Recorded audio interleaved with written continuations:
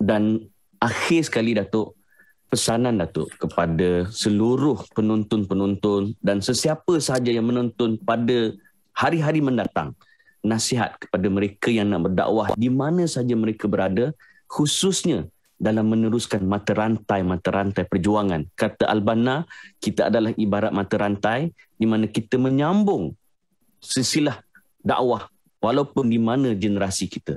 Silakan Datuk, penyambung kepada risalah dakwah. Terima kasih. Pertama, dakwah ni bukan, kita tak dakwah untuk kepada diri kita. Duka cita jika kita berfikir untuk dakwah supaya orang suka kat kita.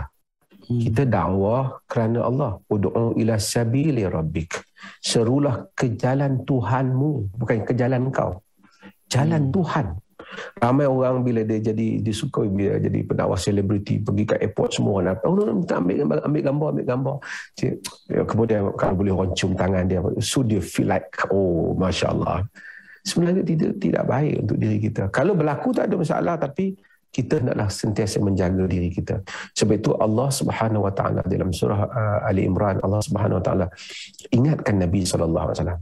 Allah kata tidak patut bagi satu orang manusia, yang mana Allah telah berikan kepada yang kitab, hikmah, hukmah ni boleh ditafsirkan sebagai kebijaksanaan ataupun sebagai authority dalam sebahagian tafsiran, maksud sebagai sunnah,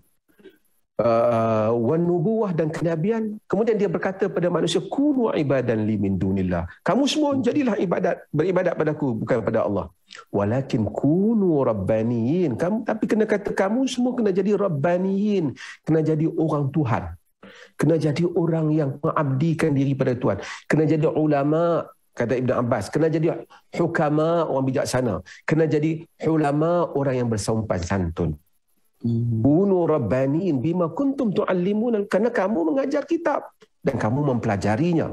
Sebab itu Nabi, Allah ingat kepada Nabi. Hatta Nabi bukan kempen supaya orang sembah Muhammad, kempen supaya orang sembah Allah. Tajarrud di jalan dakwah ni.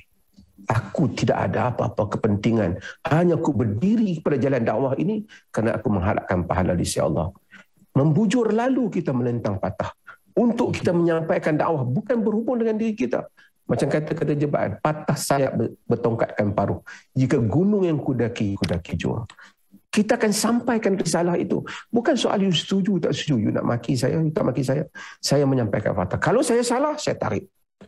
Kalau saya rasa ia benar, saya memperkatakannya. Mungkin awak boleh judge saya punya uslub, pendekatan, approach, tapi saya akan cuba berusaha supaya fakta saya benar dalam apa yang saya sampaikan.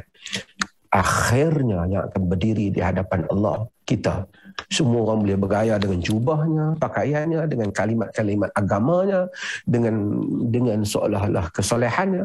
Allah mengetahui apa yang berada dalam jantung hati kita. Kita ikhlas ke tidak? Duka cita kita ini, duka cita apabila kita hebat di dunia ini berdakwah, kita pulang kepada Allah, tidak ada akaun pun di sisi Tuhan, kerana semua itu kita lakukan untuk manusia. Betulkan niat kita dengan Allah. Sebab itu kena belajar, kita tak ada wahyu, yang kita ada kitab Allah, kita ada sunnah Rasulullah sallallahu alaihi wasallam. Sebab itu pegangan kitab Allah dan sunnah Rasulullah.